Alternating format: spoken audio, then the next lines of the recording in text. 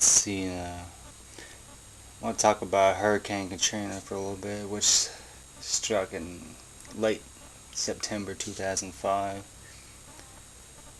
Hurricane Katrina was one of the deadliest hurricanes in the history of the United States. Now, I believe that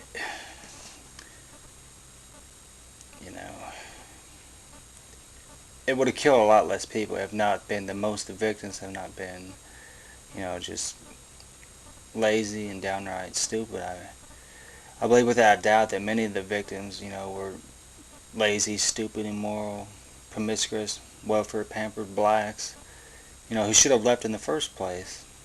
Instead of waiting on, U.S. taxpayers to wipe their butt and take care of them. If they wouldn't have been so welfare pampered, they wouldn't have been able to, handle the situation a little bit better. They have hurricanes all the time in Florida. You don't see them acting that way. Even the old, elderly people handled the situation a lot better than they did in New Orleans.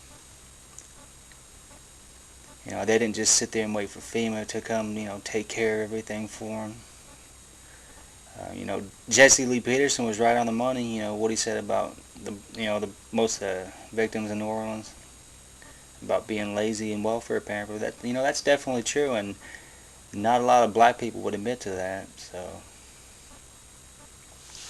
I was living overseas in 1989, 10 years old, and we had a really big hurricane hit over there, and I didn't sit around and cry about everything. I went out and got food and water and to try to provide for myself and other people. I didn't sit back and wait for FEMA to wipe my butt for me, that's for sure. And eventually FEMA did come to the island, and I never received anything from them.